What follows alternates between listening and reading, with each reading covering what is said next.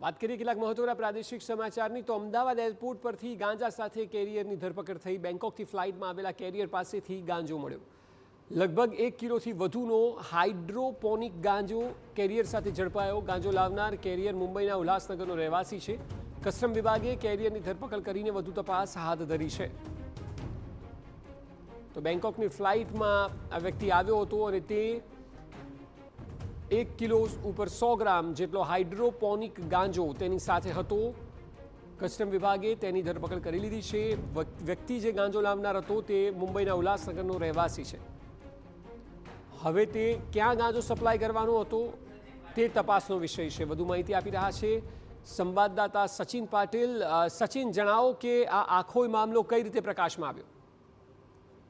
જે પ્રકારે અક્ષય એરપોર્ટ ઉપરથી જે સ્મગલિંગના કેસીસ હોય એમાં પછી ગોલ્ડ હોય કે પછી આ જે On May 9th, be part of history. Chinmaya Geeta Samarpanam, a global Guinness World Record official attempt. Together, join online and let's chant Gita chapter 15, just 20 verses, simply read from the screen. Don't wait, register today. જો મળી આવે છે એ બાબતનો વિષય હોય।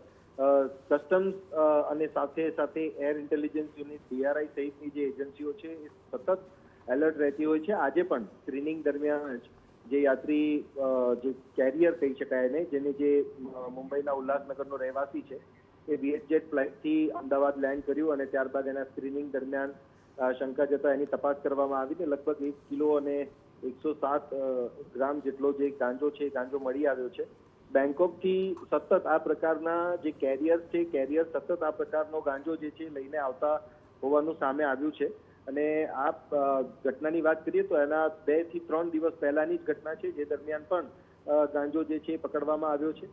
અને આ સહિત આપણે સુરત એરપોર્ટની વાત કરીએ તો ત્યાં પણ આ જ પ્રકારે ગાંજાની જે તસ્કરી છે એ લોકો કરતા હોય અને કેરિયર્સ જે છે એમની ધરપકડ કરીને આખી જે ટ્રેલ છે ટ્રેલને તોડવાનો પ્રયાસ જે છે એ કસ્ટમ્સ ડિપાર્ટમેન્ટ સહિતની જે એજન્સીઓ છે એ કરી રહી છે।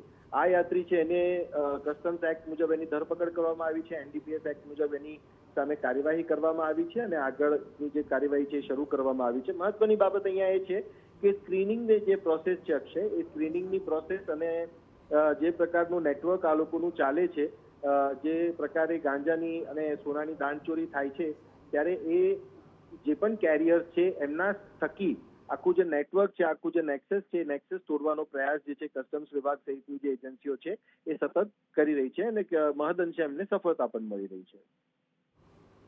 જી બિલકુલ, આભાર સચિન સમગ્ર માહિતી બદલ।